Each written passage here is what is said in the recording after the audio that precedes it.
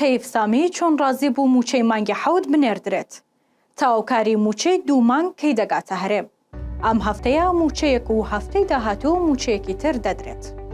جارێکی تر گرێکوێرەی موچە لە بەغدا کرایەوە. کردنەوەیەکن نە بۆ بەغدا و نە بۆ هەرێم دڵنیایی نەدا بۆەوەی چارەسەری ڕیشەی کرابێت و جارێکی تر گرفتەکان سەرهەڵ نەداتەوە. ناکۆکیەکان ئەم جارە لە موچەی مانگی حەوتدا تەقیەوە.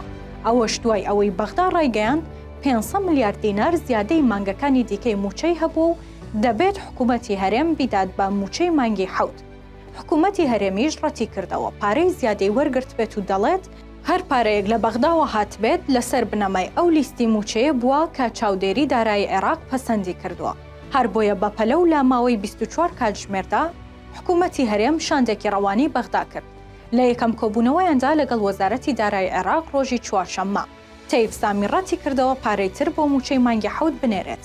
بۆیە شاندی هەرێم پەنایان بردە بەر داواکردنی قەرز بۆ موچە. بۆیە بۆ ڕۆژی دواتر و لە کۆبوونەوەکەی ماڵی فواد حسێن لە بەغدا وەزیری دارایی تەیف سامیش بانگهێشت کرا. دوجار تەیف سامی ڕەزامەندی نیشاندا بەوەی نزیکەی 600 ملیار دیناری تر بۆ موچەی مانگی حەوت بە قەرز بنێرێت. تەیف سامی کە دەوترێت تەنها چەند خولەکێک بەشداری کۆبوونەوەکەی کردووە، سەری ڕەزامەندی بۆ ناردنی پارە لە قاندووە وتوێتی ئەگەر ئەنجومەنی وەزیران ڕازی بێت ئەوە لاری نییە، بەڵام هەرێم دەبێت قەرزەکە بداتەوە. جیا لەوەش وەزیری دارایی عێراق وتوێتی دەبێت مانگانە هەرێم نیوەی داهاتی ناوخۆ بەپێی یاسای بودجە ڕادەستی بەغدا بکات. سەرچاوێکی نزیک لە کۆبوونەوەکانی شاندی هەرێم و بەغدا بە تیواری ڕاگەیاند.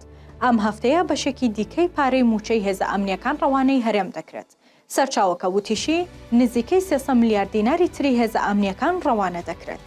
لەسەر ناردنی 600 ملیار دینار قەرزەکەش بۆ مانگی حەوت چاوەڕێ دەکرێت ئەم هەفتەی ڕەوانەی هەرێم بکرێت. سەرچاوەیەک لە ئەنجومەنی وەزیرانی هەرێمیش ڕایگەیاند ڕۆژی یەکشەممە دەست بە دابەشکردنی موچەی مانگی حەوت دەکرێت و موچەی سەرجەم موچەخۆران لە 3 بۆ 4 ڕۆژدا دابەش دەکرێت. وتیشی بۆ هەفتەی دواتر موچەی مانگی هەشتیش دابەش دەکرێت.